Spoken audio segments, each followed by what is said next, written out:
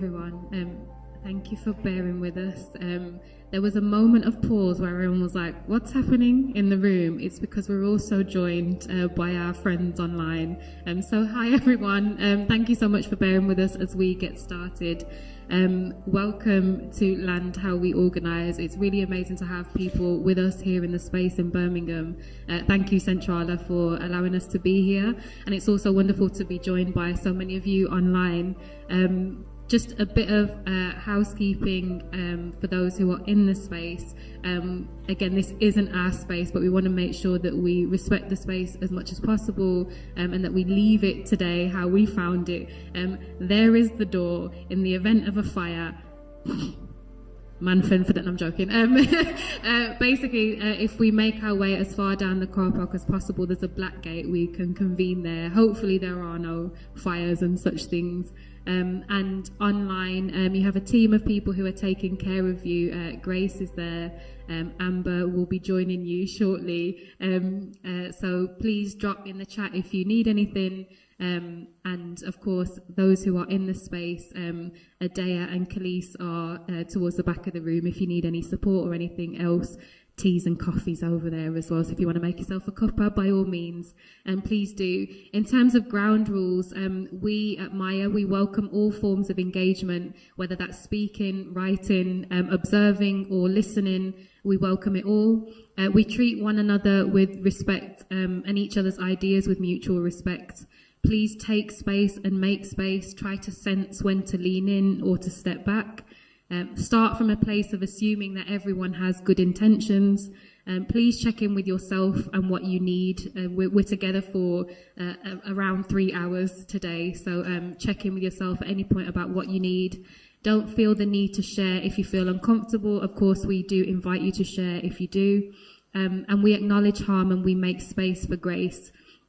A quick note on how today is going to work. So we're going to have a conversation and some presentations by our beloved friends who I'm going to introduce in a minute. And then we're going to have, there's a break? There's a short break where we'll then go into breakout sessions, and there's going to be a really interactive space where each of you will sit with one of our 3 friends. Then we'll have a chunky break. Well, it's 10 minutes, it's not really that chunky. And then we'll rotate, so you'll move from one group to another, so you can get to spend time with more than one person, and the awe that is each of these people's minds. And then we're going to come back towards the end of the day for a group discussion and some reflections. All of that will make sense in a moment. So the first part of today is really, we're going to hear from our friends and about their particular experiences and vantage points around their land-based work and what they've been organising from a community perspective.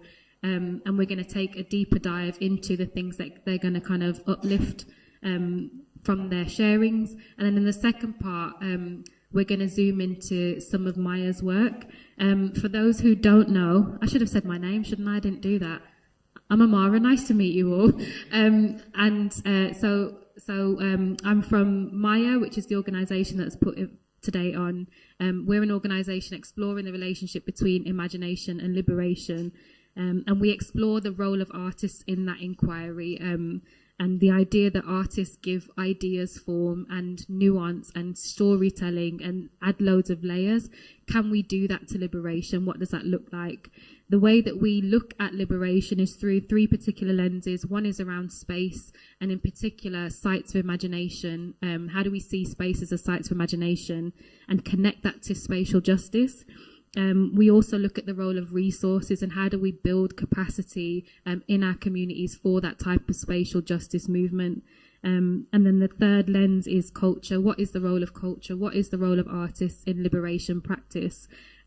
We've been developing a prototype. Some of you have been friends of MAIA or in alignment with MAIA for a really long period of time and will know that over 7 years now, we've been looking at a prototype idea that we call ABUELOS. And it's an idea that is centered in radical hospitality. It's centered in spatial justice, regenerative economics, and more than human accountabilities. All that to say it's a space that feels like Grandad's house, right? It's a space that feels like, I've always said this, my granddad's house is the littest community centre I have ever known in my life.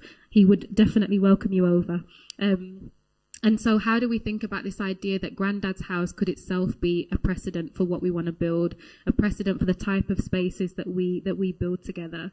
MAIA are prototyping what that type of life-affirming infrastructure could look like across different manifestations and different scales. So what would ABUELOS look like at the scale of a garden? What would ABUELOS look like at the scale of a house?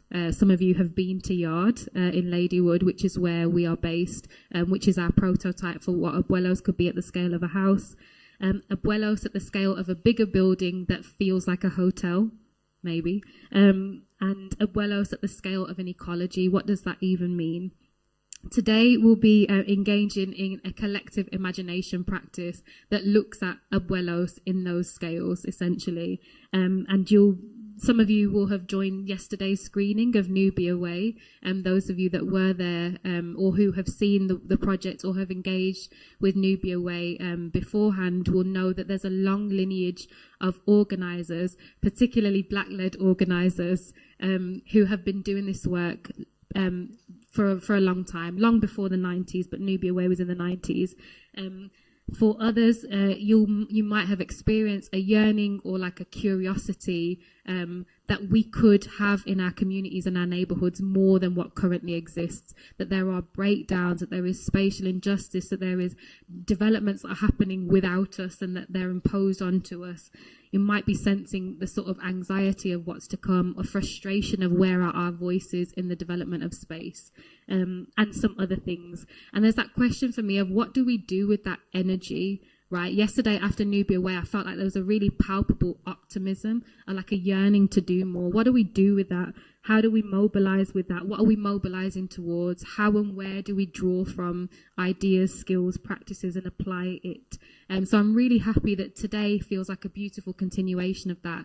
We're joined by three of my greatest teachers and inspirations. I tell them all the time, so I'm just making them blush here for fun. But because these guys have been engaged in this work for time, and it's something about the commitment over periods of time that I really want us to draw out today. These guys are going to help us journey through these explorations together. And to begin with, we're going to just hear a little bit from Joe White, Claude Hendrickson and Melissa Mean about their own work, their own practices, and some of the key things that they've kind of been doing and focusing on over the last however many years. I don't want to call out nobody's career lengths and then allude to other things, but we're going to look at what is it to do this work over a long period of time. And if we're going to invite the first person, Joe, to share any reflections, any thoughts about your experiences, and then we'll continue on. Thank you. I'm Joe White. I work for an organisation called Cooperative Futures.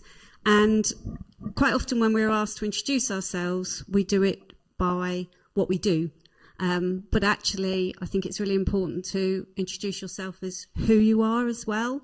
And actually, some of my greatest achievements are that I am a mother of two and I have a husband. And I sometimes think that we forget that. And I think the reason I want to go there is so much of my work is about people. And I work with people who believe in the art of the possible. And that sounds a very strange thing to say. What we do is we work with people who want to set up enterprises or activities at which kind of at the core of is democratic ownership. And it's about enabling people to have the vision and to be able to put it into practice. You asked how long we've been doing this. I was working it out before I came. I've been working there for 23 years. Most people would go, surely it's time to move on. It's a long time, but I love what I do because the passion that I get back from people is really, really important. So what is it that some of these people do? I never know from one day to the next what's actually I'm going to end up talking to people about. Most recently, I worked with a group of women who have set up a care co-op that's really based in neighbourhood.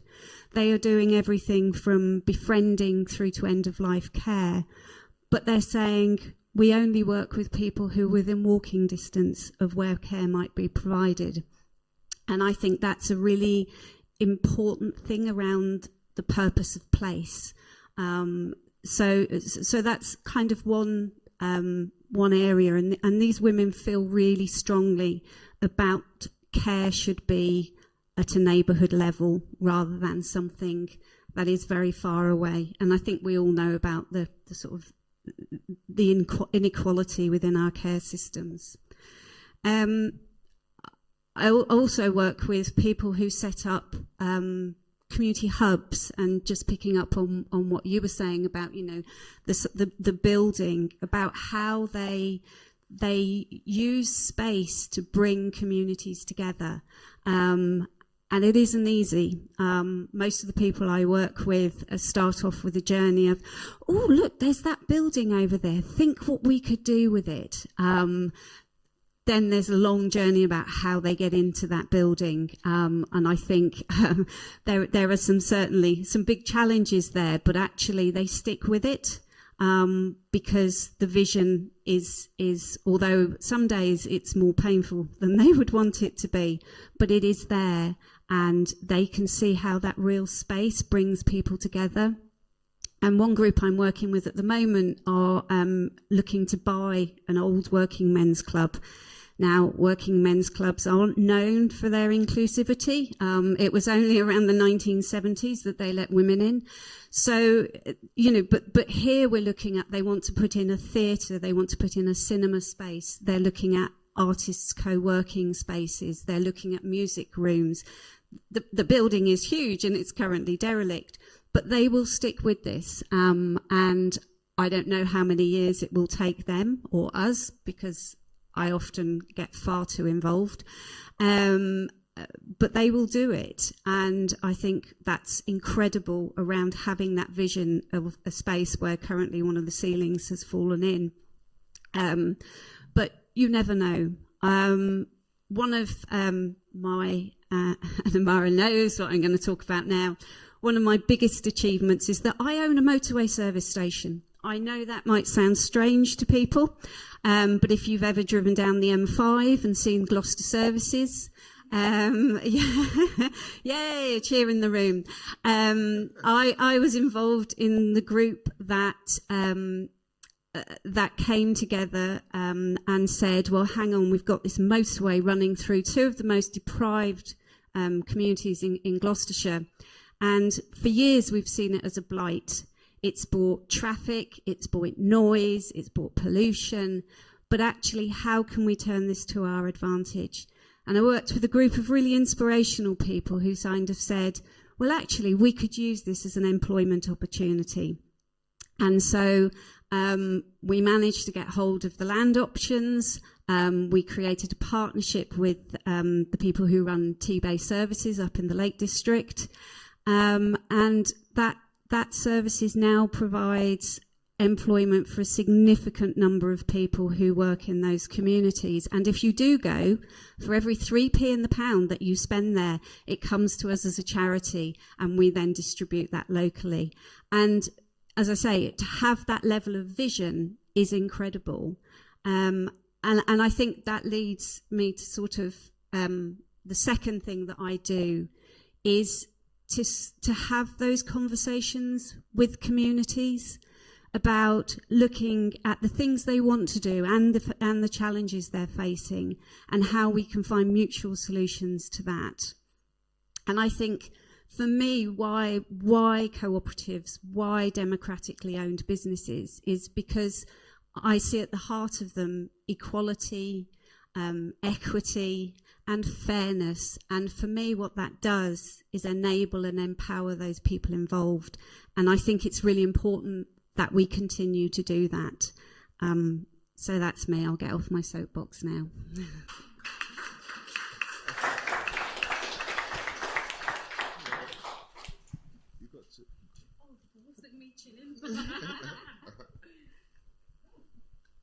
Good afternoon. Good afternoon. I've come all the way down from Yorkshire, and I thought you Brummies were going to be all exciting and full of life. So, good afternoon. Okay, that sounds good. Okay, my name's Claude Hendrickson, and as I've said, I've come down from Leeds in Yorkshire, Chapeltown, which I've been part of that community for the whole of my life. And I will say that if I didn't live in Leeds, Birmingham is definitely the city that I would live in.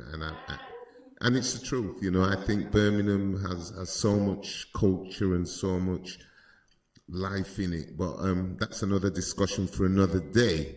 Claude Hendrickson, I'm the founder of Frontline Self-Build, and what I'd say, I've been active in my community for over 30 years, since I was about 15 years old.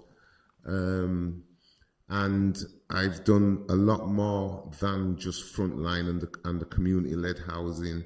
I'm very much a believer in we stand on the shoulders of those that went before us, so the Windrush generation, but we also have a responsibility to ensure and empower the next generation, so that generation of young people. I think it's important that we are passing a baton.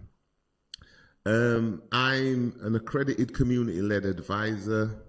I'm also a community land trust ambassador. I'm an equality and diversity and inclusion associate with Leeds Community Homes and Leeds Powered Homes. I'm also part of a couple of lobbying groups. We're right here, that's lobbying for a community act, but I'll speak about that in the next workshop. Same Skies West Yorkshire, which is a think tank that is looking at how local people can get power and dissolve power. And in the last thing I'm going to mention, I'm at this moment doing some BME research into community-led housing and the barriers for BME people. So what I'm going to do now, I'm going to take you on a bit of a journey. Have I got it right? Is it working? Nope. Now it is. So on my journey, you're going to get my inspiration, my observation, how I've implemented and how I promote. My starting point, obviously being of that first generation of people, young people that were born here of the Windrush generation. So my mother came here in 58. I was born in 1960. Yeah, that tells you how old I am. And housing was a fundamental issue. And, you know, poverty, coming to England, our parents were put to live in what I term as postally discriminated areas of the UK that had a history of being discriminated against. So the indigenous white young people and white people were living in some very poor areas, and our parents were put into them areas. So housing became a fundamental issue. Stable, affordable, and we're living in that time when there's no blacks, no dogs, no Irish. So I've been involved in over 4 decades of struggle. And again, I'll speak more about that later on. In the 80s and 90s, different housing options were offered to communities, as in housing associations, the right to buy, affordable housing, they called it. But again, the ethnic minority communities were missed out on that. So then they created black housing associations. You've got a number of them in Birmingham and across the country. But I wanted to mention as well, before I go into what I did, that one of the projects that inspired me was a self-build project that actually happened in Birmingham. So Birmingham has a long history of community-led or self-built housing, along with Bristol. Community-led housing, I don't know how many of you know about the Zanzili project, but I got to see that in about 1988. I know some of you will say you weren't even born then, but that's the fact of it. And the Zanzili project was a group of unemployed young men in Bristol building a block of flats, 12 flats, which was a massive inspiration to me. So other than Birmingham, maybe I'd go live in Bristol. So I like Bristol as well. But again, what I wanted to highlight here is the different forms of community-led housing, and that's kind of what I want to big up. There's the cooperative movement, there's custom build, which is a form of self-build that is done by people that have the money to invest and do it for themselves. There's community self-build, which we took on. There's UK co-housing, and there's the community land trust. What I will say is that this sector has always existed in one way or another, but it was done by a select group of people. And usually they were white, middle class and educated. That doesn't mean that, you know, I have anything against them, but they were the ones that had the opportunity. Housing is a fundamental component of wealth building in communities. Having buildings, having property is a fundamental. Frontline self-build, a group of us got together, young men back then, to build our own houses. We laid 92,000 bricks. We laid 52,000 blocks. We put up 8,000 roof tiles and built 12 houses. And the bottom picture there is the houses 25 years on. I was up there the other day and they're still looking as pristine as they did back then. I've got 7 minutes. Leeds, for its worth, has since Frontline a really good community-led housing sector. We've got projects like Latch, Canopy, Gypsal, and more recently we just had a co-housing project, built 29 houses in Leeds, called Chapeltown Co-housing Project. So Leeds has a good history of community-led housing.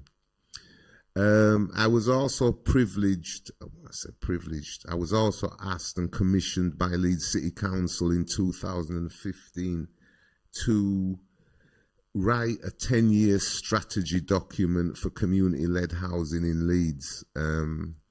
I did that. It's sat on some shelf in the council offices. They've not done anything with it, but the strategy was written.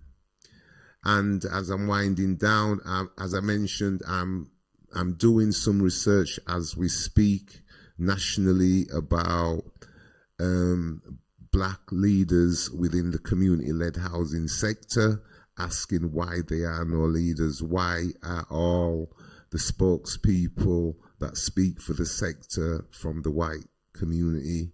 And even though the Community Land Trust, and I've seen it on one of the handouts or one of the information, Community Land Trust and community housing development comes out of the civil rights movement in America from way down in the 60s. So, and in the UK, we've had a number of projects that have happened over the last 30 years that have been led by black people or people of colour. In Leicester, they've got a Bangladeshi project, and in various other parts of the country, but there are no black faces in the leadership of the Community Land Trust and community-led housing sector. So we're doing some research into that. And I do believe that's my last slide. And just to say on promotion, I'm part of Climate Action Leeds. I'm part of We're Right Here. I'm also part of the 4 Million Homes information network that is trying to empower residents to have more power against their landlords or against who they take housing from. And I'll stop there. Thank you.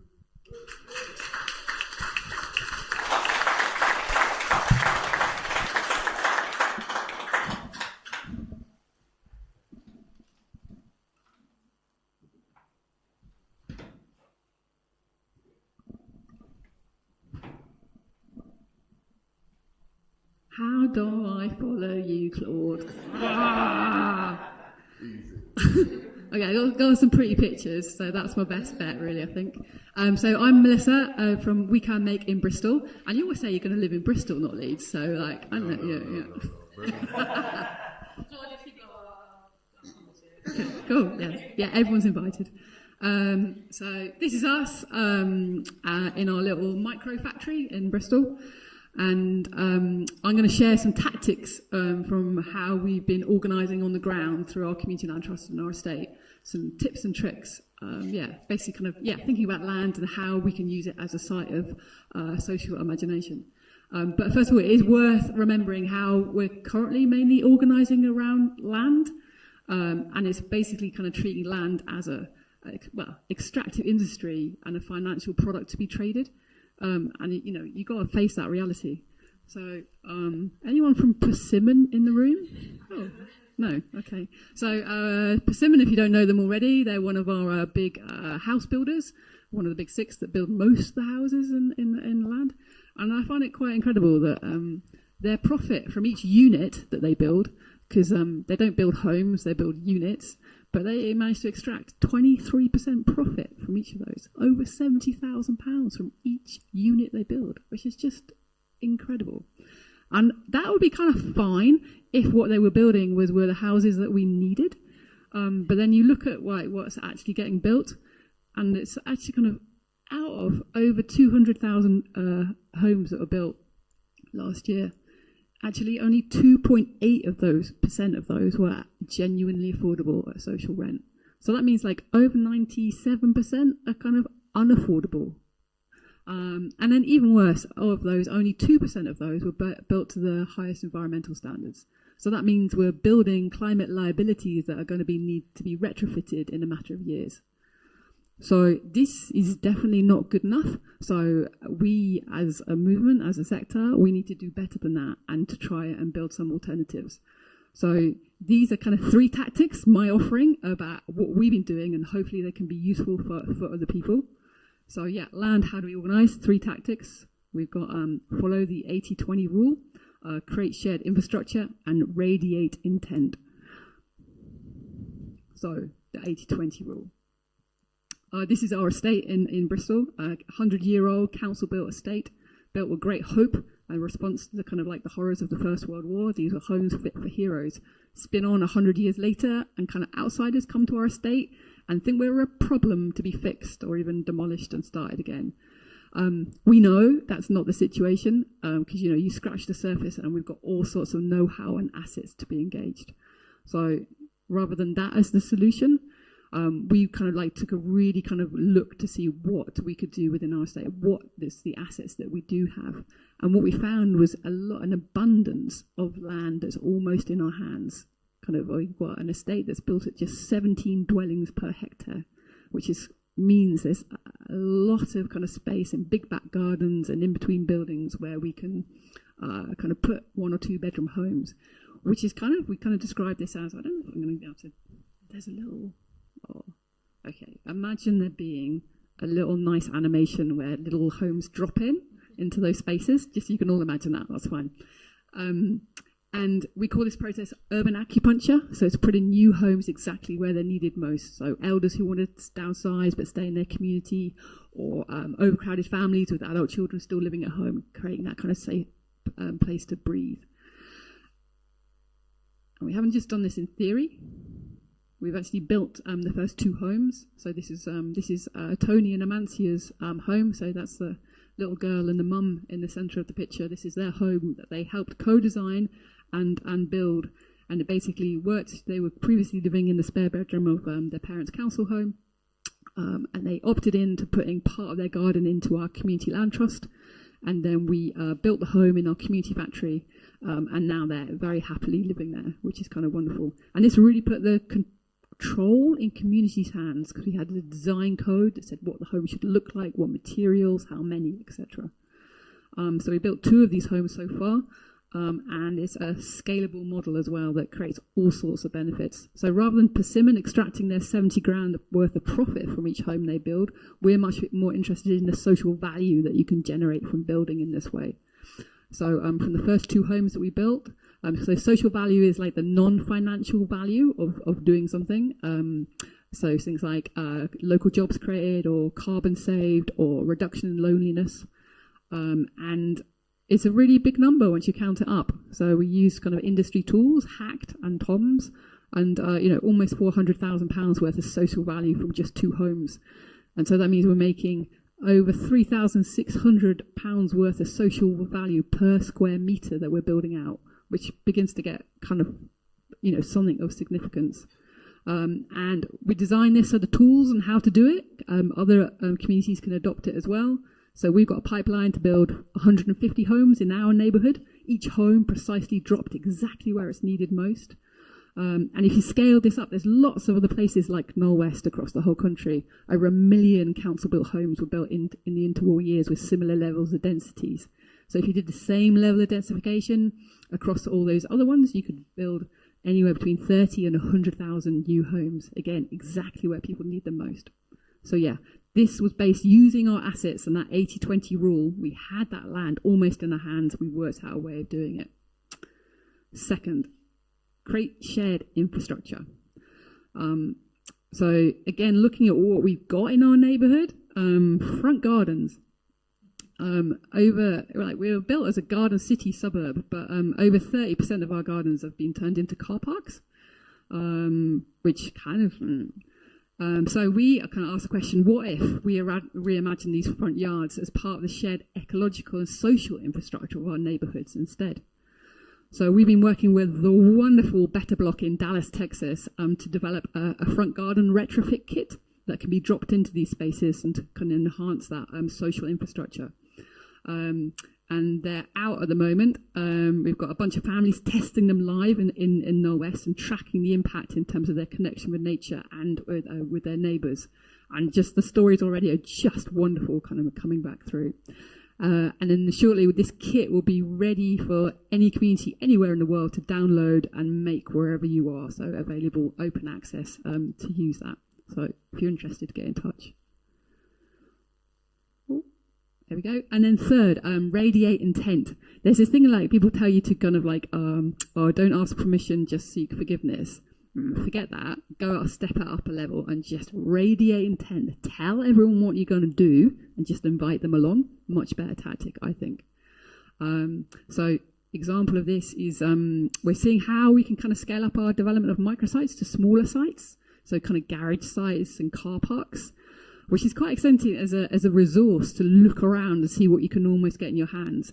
And there's studies that think that kind of in terms of housing supply that we need, these kind of infill plots could do around 20% of what we need. So rather than kind of chewing up even more kind of green space in the green belt or creating really big high-rise blocks, we could do a lot by unlocking these kind of small sites.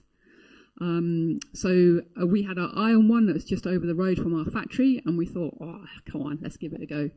And there's, I don't know if you've come across this tactic in Swiss planning rules. This is kind of cool, actually. Let's stay with it.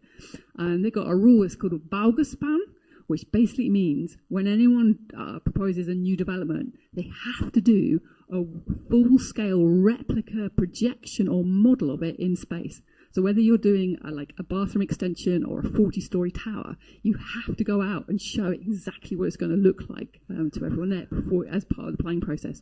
So we thought we would do that for this space. So we borrowed the key to get in. And then we worked with a bunch of local scaffolders and did a 4-story tower and kind of mocked it up and then used the boxes to kind of prototype. And we kind of didn't tell anyone we were going to do this before we did it. And it was just the most beautiful experience ever, because it really kind of locked into the everyday rhythms of the neighbourhood, the people who came by and kind of, invited in to kind of play with it and, what is it you need? It's kind of, it became the space of the room of requirements. What do you need this space in this neighbourhood to be? So it's all the kids on their way to school and their way back, the people kind of coming back from their commuting or their day jobs, coming in and seeing what space they could be in. And like the usual conversation that you'd have in this kind of space is, oh, you can't do anything there, it's too high, too high. But people began to imagine what they wanted from that space. And they're starting to go, oh, I'm not sure 4 stories is high enough. We need to fit loads of different things in. So it's a beautiful thing, and I would highly recommend, if you've got your eye on a space in your neighbourhood, do this. And cite kind of Swiss planning law as your precedent. And these are some of the designs that are emerging from that process. And the beautiful thing is we've now secured that site for community-led development, and just this week, we got the funds to take it through to planning, which is very exciting. Very, very exciting. If you're interested in any of this is a plug. We're doing some workshops to share the model, particularly around unlocking microsites and back gardens. Get in touch. There's a chance to sign up. We're doing some live workshops in the West. And then my final thing is about making no apology for being small and working with microsites and small sites. To kind of misquote Michelle Obama, small can be really powerful. And it's very much a sense that it's about kind of prototyping what's possible and making a really tangible glimmer in the here and now about what's possible. That is incredibly powerful in winning hearts and minds. And it's also kind of like a really good way to kind of test and learn. You know, the stakes are lower if you're doing something small. You can really kind of try stuff out and practice it and learn from it. And then the other part of being small is it's the importance of being connected. So, you know, we try things out. Small is powerful when it adds up and is connected to lots of other people doing small things. And then it becomes big, like really big. That's kind of mass micro. And that's the importance of all of us working together and sharing and learning together. So, everyone's invited, and together we can be bigger than Persimmon. Yeah. It's so funny because all of you are like, you just hear all humbly, like I'm sitting next to some giants, you know, and the work that you're doing is it's so huge, like in this small connected way. It's so monumental. I had a question to throw out to you guys. I'm really curious as to what's bringing people together to this space. Like Land We Organise, it's the middle of the week, it's the middle of the day, and you guys are here. So on the Zoom, this might need to be some emoji related things. Sorry, Grace, because I'm flinging this on you last minute. And in the space, just a raise of hands. Who's here because they're just a little bit curious? They kind of want to know some stuff, like hear what's going on, or, you know, maybe you've heard the fellow speakers' names or something like that. Who's here out of curiosity? Beautiful. Who's here because they work in or around the traditional construction industry, land industries? All are welcome. Maybe for a council, an architect. Cool. Who's here because they really want to believe that something else is possible right now in the city that they live and work? Amen. Amen. Yeah, that's right.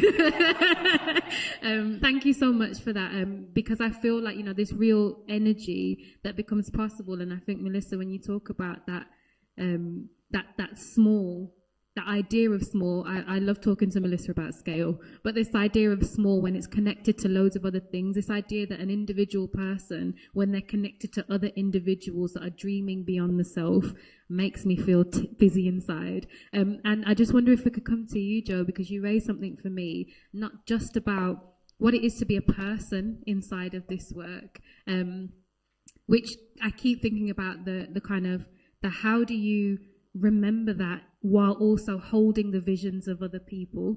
And I'm asking you a couple of questions at once because I'm aware of time. Alongside that is when people do come to you with these visions and it's like, I've seen a space, I don't know what to do, but I have this idea. What is your next step, your personal next step? Just some small questions. I'm so sorry, Jo. Yeah, okay. No pressure. Answering the first one, the second one first, if that makes sense. The person doesn't come to me, the people come to me, because it only works in community. It only works when people come together, and it's sort of picking up on Melissa's point there about actually it's when people come together. And what do I do personally? Well, first I sit there going, oh, this is fantastic. And then I suppose then we get down to brass tacks. a little bit. You know, we've all talked about the fantastic things that we've done, that other people have done, but it's a long journey. We were talking beforehand about the motorway services, because I can talk about it quite a lot. It took us 14 years. It took us 14 years to start to build northbound, and I think one of the pieces of advice I give to other people, and I try to do myself, is to celebrate the little wins. Sometimes we have this, oh, we're going to build a motorway service station, and actually we don't think we've achieved until we've got the cars pulling into it.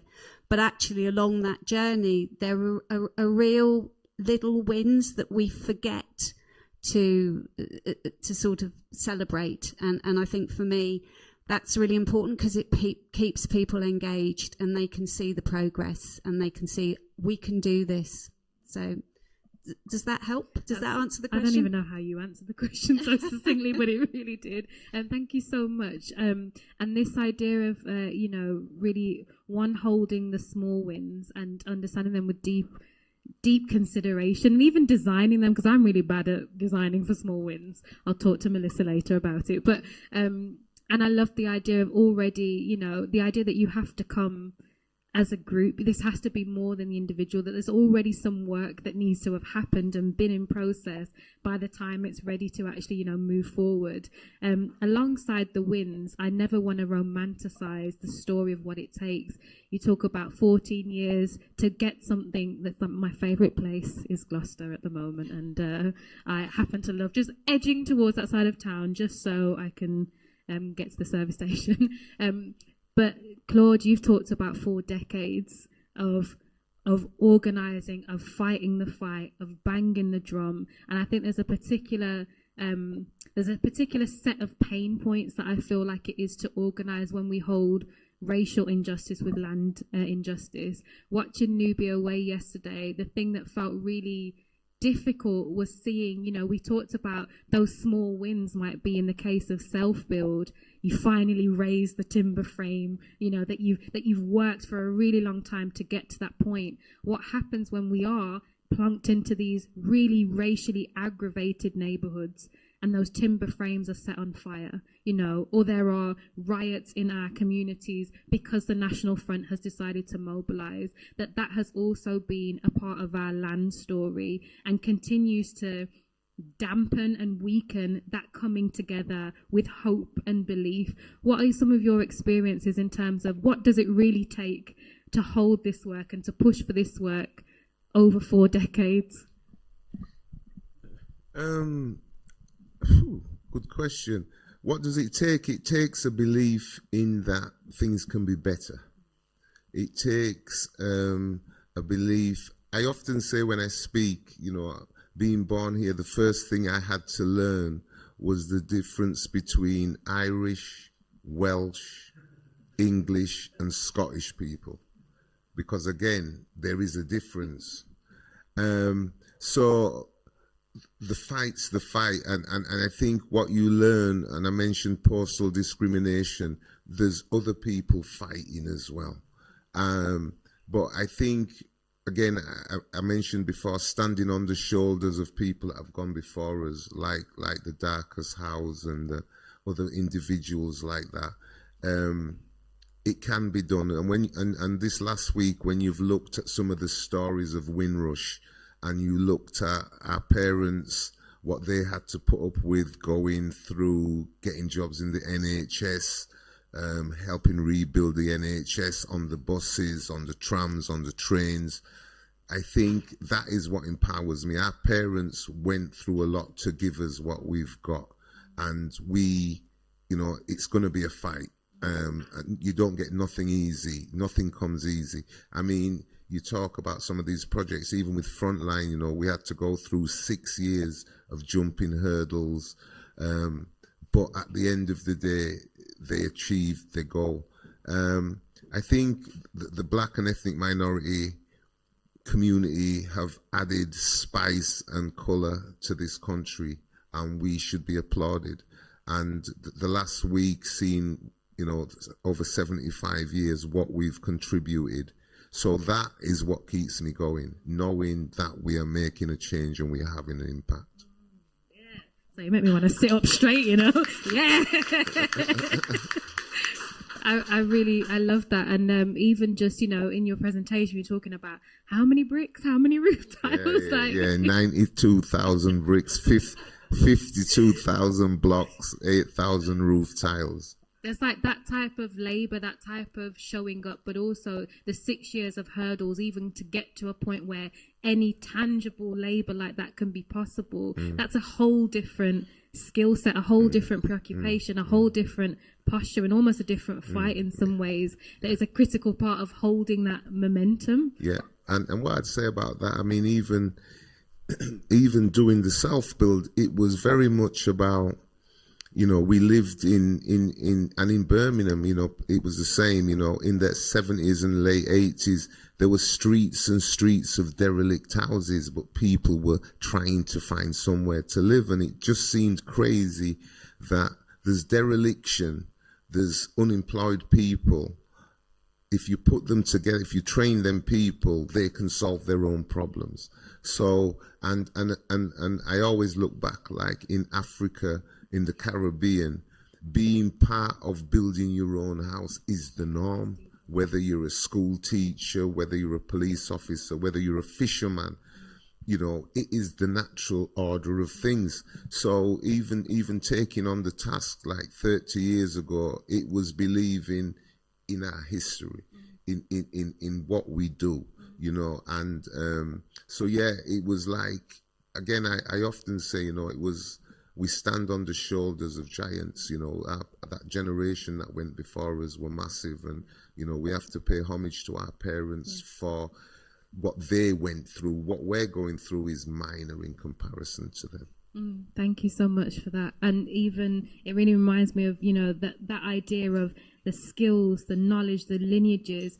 It's happening all across the country right now, that deep respect to what was before, but also knowing that the assets exist in the neighbourhood. And I love, having watched We Can Make over the past couple of years, just really watching you build that in practice and share so openly along the way is another critical part of that story. And I'm so sorry because we've run out of time, but so what's going to happen now is there are going to be 2 breakout sessions in the space. So you might have questions and thoughts that you're sitting with at the moment as you listen to our friends kind of share some of their work.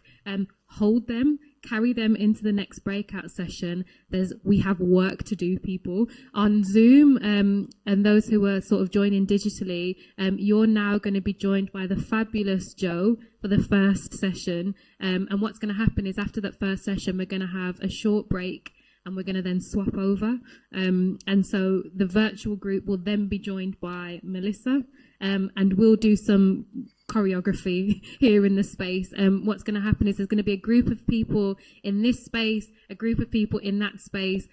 We'll try and get as even a spread as possible, and we're going to delve into some of the ideas, some of the work, and how we can start to apply that here in Birmingham. So we'll do that, and we'll see you in a moment.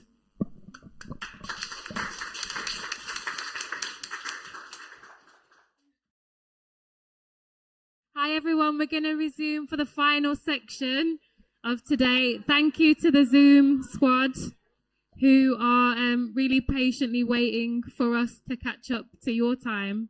Thank you so much. Thank you everyone. For the final section of this afternoon, we're just going to have a chat. Do you know what I mean? Like we've covered many a terrain. I was like kind of eavesdropping on lots of the different conversations, and we've covered a lot of ground in a very short space of time. I am noting that both Joe and Claude, and of course Melissa, had the impossible task of trying to facilitate a land covenant design process in 25 minutes with people who don't really know each other.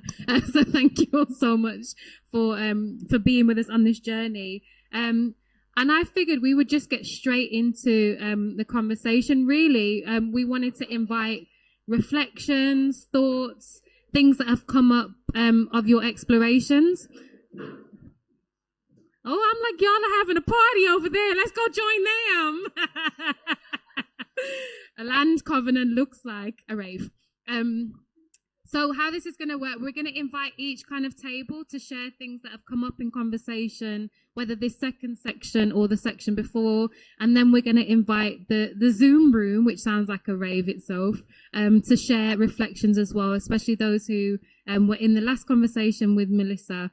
So we'll get to that bit last. Is that okay? Is everyone with me? Everybody good? Hydrated? Food.com. Don't worry yourself. Food.com. Okay. So this table, we had a wonderful offering. Rebecca and Queenie wanted to come up and share some reflections from our team's conversation. So thank you so much, Rebecca and Queenie. Join me on the couch. It's giving Big Brother. It's giving Big Breakfast. Oh my God. I get my Denise Van Outen on. You have some reflections, some thoughts. What kind of came up in your conversation? So we were talking about governance and understanding that governance must and should be imagined wider than the current systems that are being held right now. So the definition of governance is up in hands. Our lovely friend C here said, we don't even know if we want to define it as governance, you know?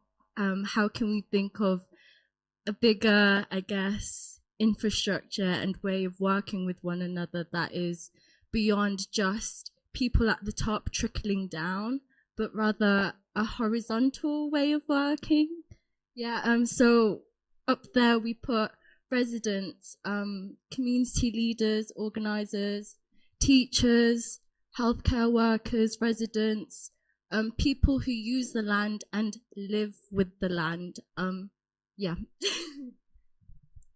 And yeah, to add to that, I think what we were discussing was kind of like, if we're working as a collective and community, how do we then develop cultures that support the development and growth of that and allow it to be what it will become? And so thinking around like sociocracy and different processes and systems that can support like equality in different processes and decision making, trying to make sure that like we hear the diversity of voices of all the different stakeholders involved. And it's not just like traditional stakeholders that are kind of denoted by having like a financial benefit or input, but more specifically thinking, for example, about like the future and what will happen to a project like over time. So sustainability in that way. And really fundamentally, I think a lot of it was about people care and thinking about people within our communities who maybe won't be able to access decision making in traditional ways. So how can we diversify our cultures of communication and extend them? Like not everything needs reform. Sometimes it's just adaptation, but also being mindful of that and trying to work in an adjusted way that allows for reflection to inform decisions, to have reviewing, to have like checking in, checking out when we're having discussions. I think I'm saying the right words from our group. Yeah. You're getting all the nods from team members and fellow conspirators over there. My friend here is being humble. She works in education and brought up a really good point in terms of counselling, school councils. I don't know if you want to expand on that, because sorry. I was briefly saying that like in schools we try and develop communication and collectivism through having school councils and things that will often be tailored to the needs and abilities of children, of children at different stages, even from the youngest, and like making decisions about the school, the environment, and it's part of that kind of citizenship, but also leaning more into stewardship because of like we're all collectively trying to respond to the climate crisis.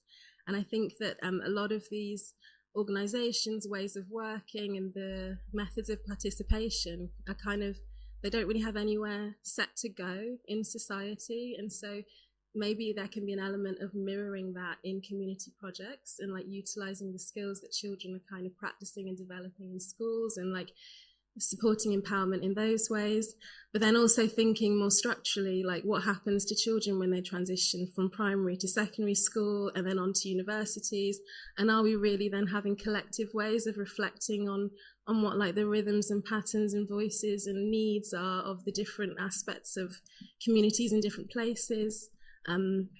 just to guess, to like have a more conscientious and reflective picture of what's really going on, like from the ground level up. I love that. Even just thinking, Laura and where's Samart gone? Somewhere. Hey, we were just having a conversation earlier about, the idea that, the schooling system, where it was once designed as though we were on this conveyor belt, we entered the job market, angles. That we enter the job market, and of course now the job market that was is no longer what is. Young people don't want to be in a workforce or don't want to be just extracted for their labour, that the ways that we work are changing, and so therefore the purpose of school itself has to change, because the world that it was once designed for, even in this current paradigm, is no longer fit for any kind of purpose at all. So I love the fact that this is coming up in a conversation about governance and decision making, and for me that starts to enter into that conversation about the generations to come, and that more than human accountabilities is that our children and young people are not considered human right now. They're considered trainee workers, that they are considered like how are we going to make or take from them as much as possible once they become adults, and so all of this has really started to come together for me. And I love the fact that an expansive conversation about governance and decision making and who is a part of that speaks to all of the other aspects of the speculative exercise. So thank you so much for sharing where you kind of conversations got to and what's on your heart. Thank you so much, team. Yay.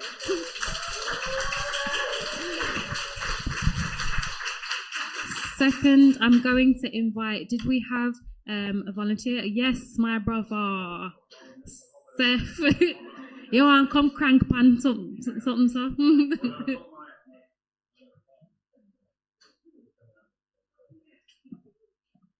The suspense is killing us. You can manage. There we go. Thank you so much. And you guys were having an incredible conversation. I'm also fascinated in, the conversation that we were having around horizontal structures. And then in the back of my mind, I had Claude's voice, structure, structure, structure. So I can't wait to hear where your conversations took you on the journey of.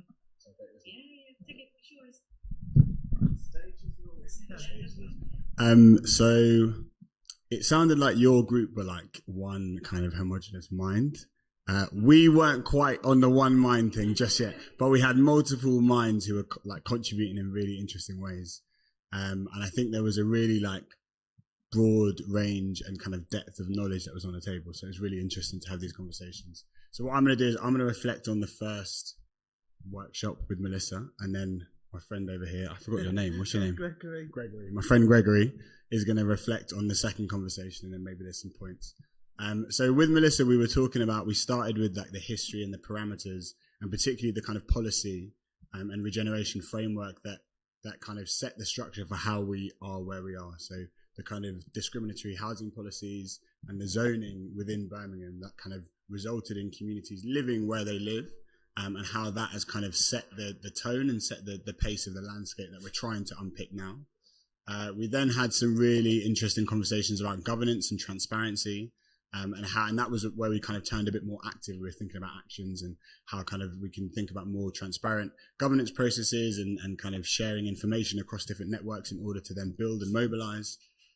We then talked about kind of change and development, and we had some very personal reflections about coming back to Birmingham and seeing these cycles of change. But then we were kind of unpicking whether those changes are surface level or whether they're the kind of depth of the changes that are really necessary in order to support some of the communities that we were talking about.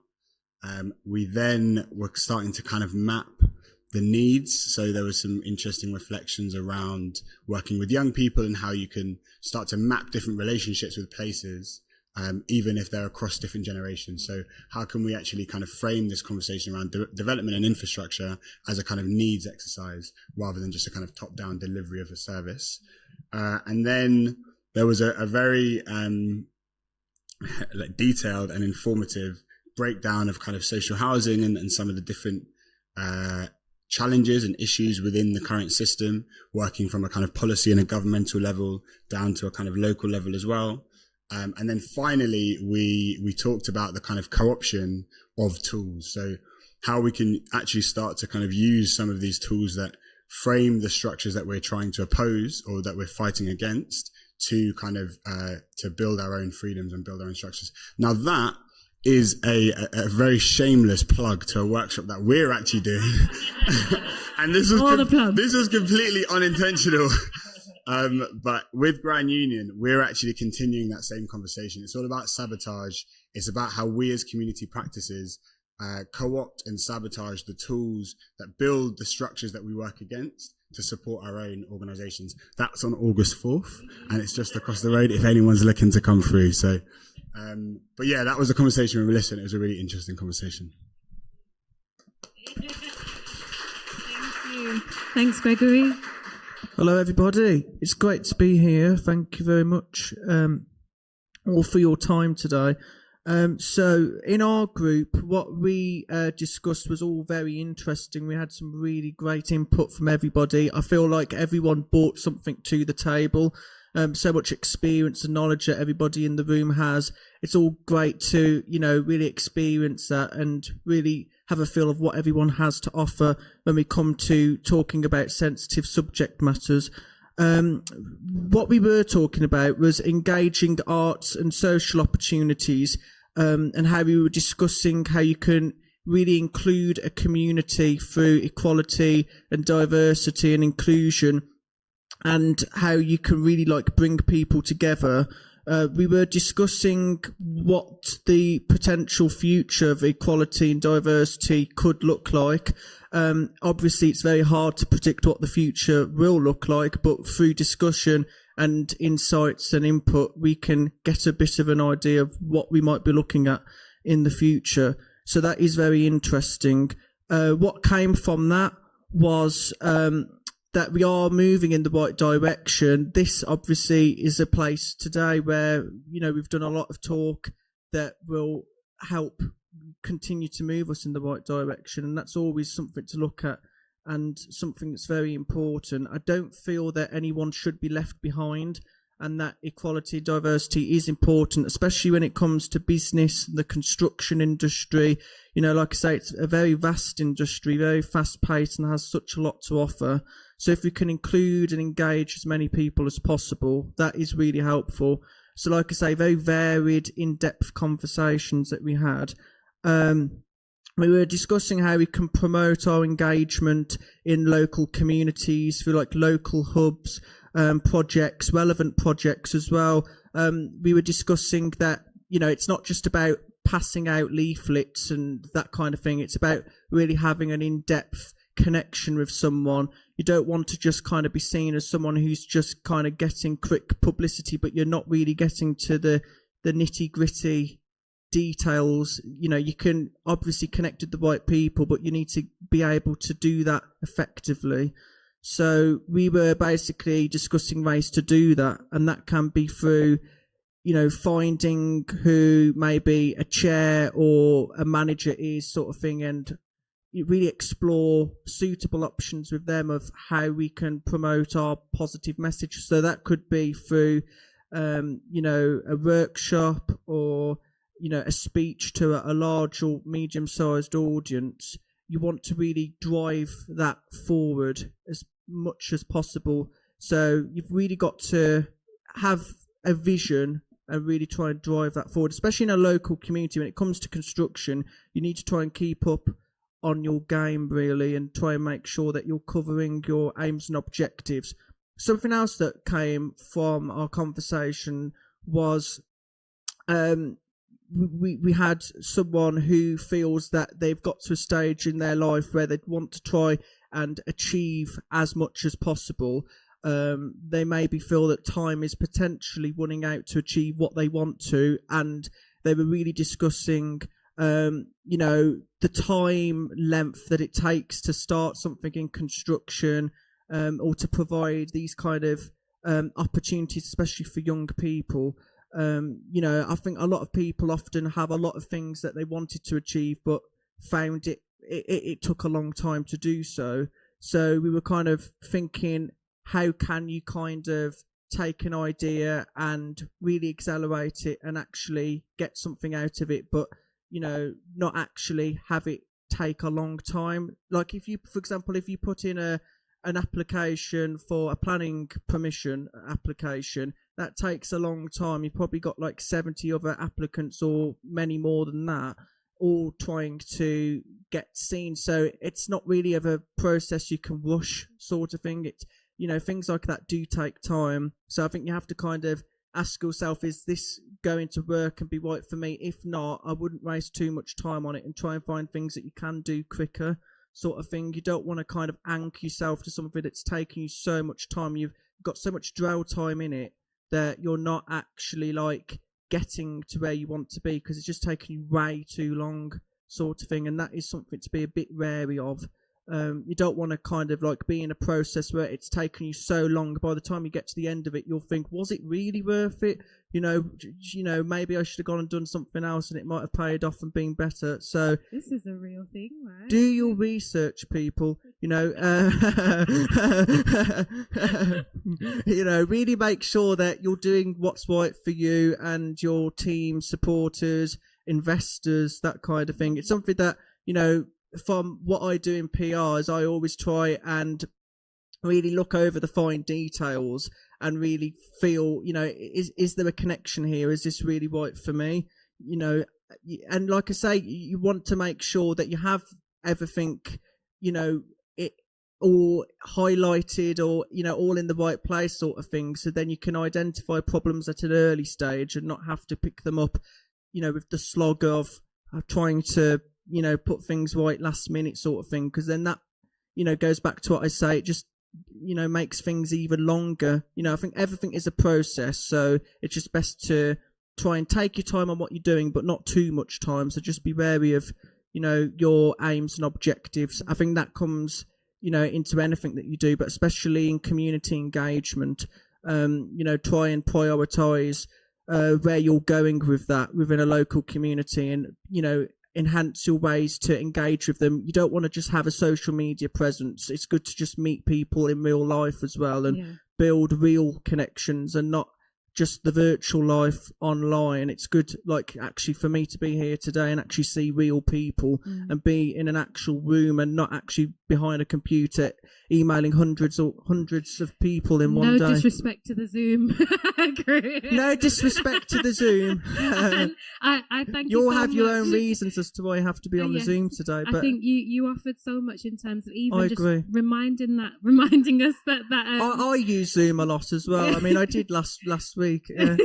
we welcome all forms of engagement. Yes, definitely. But the time point that you've made is so important. And as you were talking about the future, and you know, we can't design the future, I was thinking about, you know, how many times people say, oh, the writers of The Simpsons, they must have been psychic or, you know, time travelers or something. And people used to say the same thing to Octavia Butler. If you don't know the incredible science fiction writer Octavia Butler, highly encourage finding yourself in a library or something to fall into the work of Octavia Butler.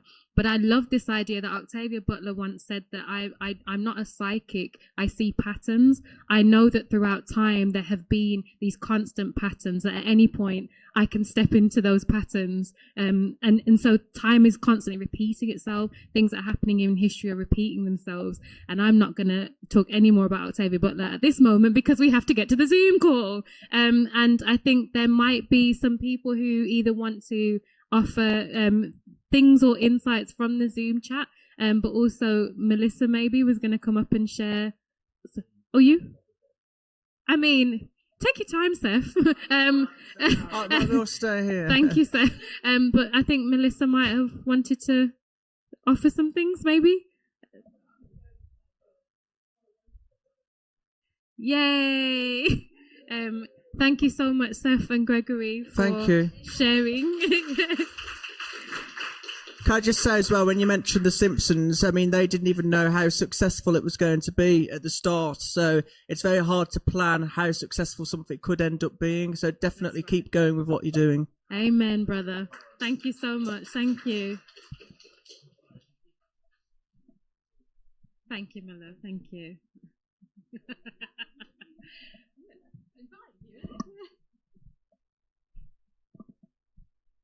So you went to the Zoom room.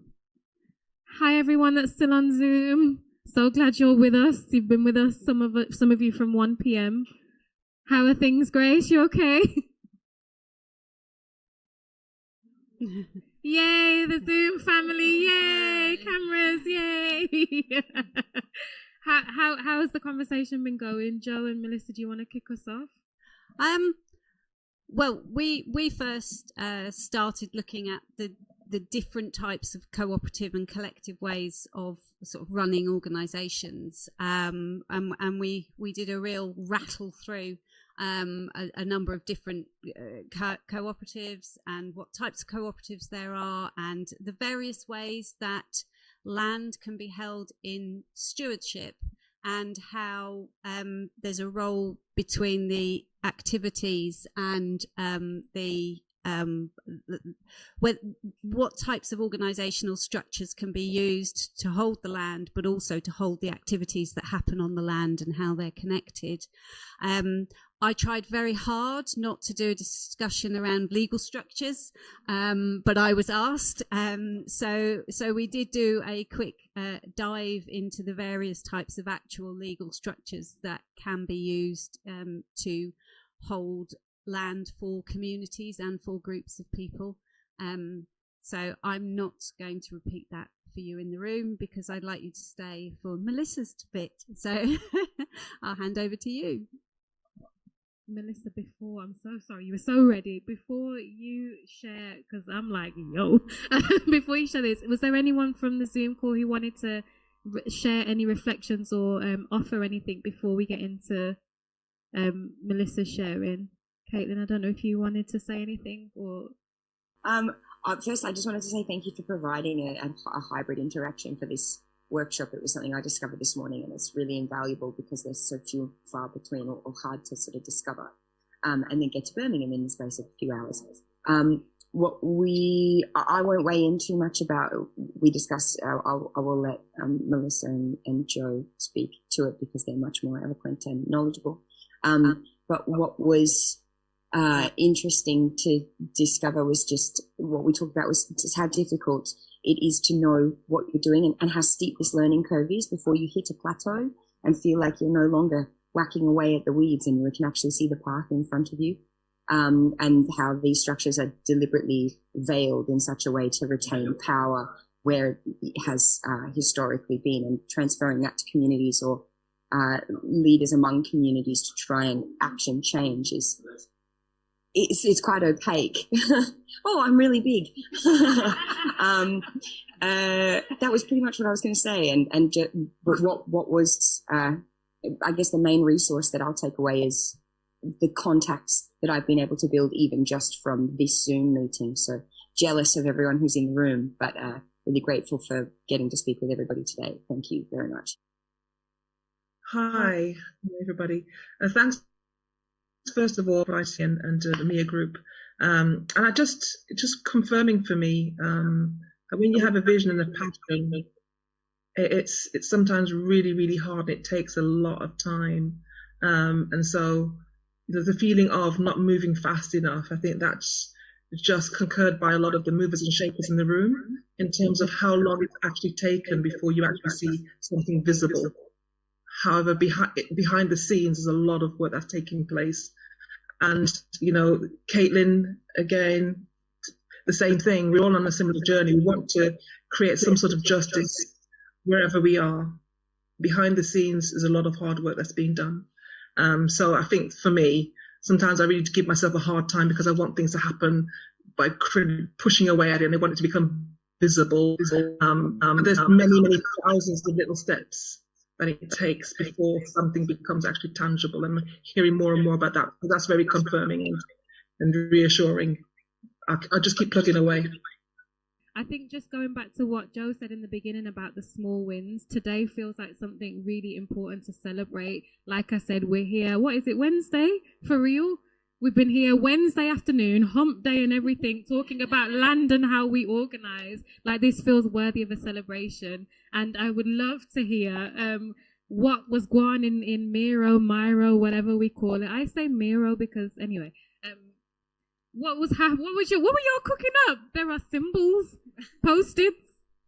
I say, first of all, a big shout out to the hard work. That was definitely a theme that was emerging from the Miro's world. So the hard work of all the different cooperative models, that was brilliant kind of work. And the hard work that my group put in to make it through the task, man. Like, big gratitude to you all for sticking with the program. And what was nice is we took all of that hard work and all the kind of ideas that that Joe provided and did prototype and apply it to one of the geographies. Like, we were on task, man. We obeyed and applied it to a building. We chose and do it there. So we've got our building, which is the organizing ethos it's a refuge for co-conspirators and healthy souls who own the means of production on a basis of access for all and giving people opportunity to be creative. Sorry, what a mission statement! Yeah. So it's a community archive, it's a community kitchen, a meeting space, a resource library, and a rest space. And then the principles of governance are: keep it a bit hazy while it's useful. Don't pin it down too quickly. Experiment with different forms of governance. Hand over the tools of governance and control to different people, the young, the old, and others. And we need to generate some new forms of legitimacy that work for our communities, but also make those who hold power and resources actually recognize our forms of legitimacy rather than just playing the patterns and games that they require us to. And then the tools that we're going to use to make this building come alive is through cultural events and resources, using art so we can get away with more, being fun and playful, but also action research, so it's like counted for real. So, yeah. Thank you. Okay, let's go. Let's do it. This is so awesome. Also, so Clips are one of my favorite duos, and they have a line in the song, bear with me, Grinding, that goes, disguise it as rap so the feds back up. And I'm like, oh, just disguise it as art so the feds back up. Anyway, I really, really love this. Thank you so much for the task and exceeding. Thank you all so much for the energy. I'm like, what feels alive in people right now? Where are we at? Who's ready to build? What are we on? What feels really present for you guys in the room at the moment? Shout it out. Type it on Slack if you can. I'm on Slack. Look at me. Guess where she is in her mind. Type it in the Zoom chat if you can. What feels alive in you right now? Let's go. Let's go. Amen. Let's go. Okay. Anybody else? Right. Learning from each other and sharing. Radical. We have a collective here right now. What was your one, Gregory? Making things happen. Let's go. What's next? Gonna grab my hard hat. That's right. Zoom. Take over the empty building that's on my street. Okay. Empty since I moved in 16 years ago. It takes a long time, but let's go. We got 16 years in us to go. Come on. A national connection with others doing the same work. That's right. I also am picking up this international connection because Claude brought this in. There is already these international movements that are alive right now. Creation of sustainable and accessible green spaces. Keep pushing. Come on, Queen Linda. Let's go. What else is alive in people? I feel bare tingly. This is bananas. What y'all got going on? That's a lot, isn't it? So we better start. Let's start. Let's go. I suppose small steps. I mean, I keep going back to the small, but the small is beautiful in some respects. But let's keep putting all the pieces of the jigsaw together because it makes something huge. Guys, thank you all so much. We really did a thing today, and it's the beginning and continuation of many things. Let's keep it going. If you can join us, we would love to celebrate not just what's happened today and the energy of today, what's to come and what has already happened. We have a gathering July 15th at a place called Birmingham Open Media. Come back to Brum if you're not from Brum. Come hang out with us if you are and if you can. We'll send all the details out on socials and emails and things like that. July 15th, Birmingham Open Media. Come and celebrate our closing event for the season that we've just had. And thank you so much to Centrala for making this space possible. Thank you to Ben and Paul who have held it down on all things tech. I am such a technophobe, and deep, deep gratitude for you guys. Thank you so much to the people who have been in a Zoom room for 3 hours. My God, man, you are real ones. Thank you so much to T, who's hovering out the building, who's been taking pictures and getting all of our best angles. Thank you so much to the MAIA team who have made today possible and continue to do the Lord's work. You know, thank you so much. And thank you to Joe, to Claude, and to Melissa for helping hold this whole thing down, doing the work that you've been doing for years and keeping the fight going. We appreciate you guys so much. Thank you, everybody. I'm hoping there's pizza. Let's go.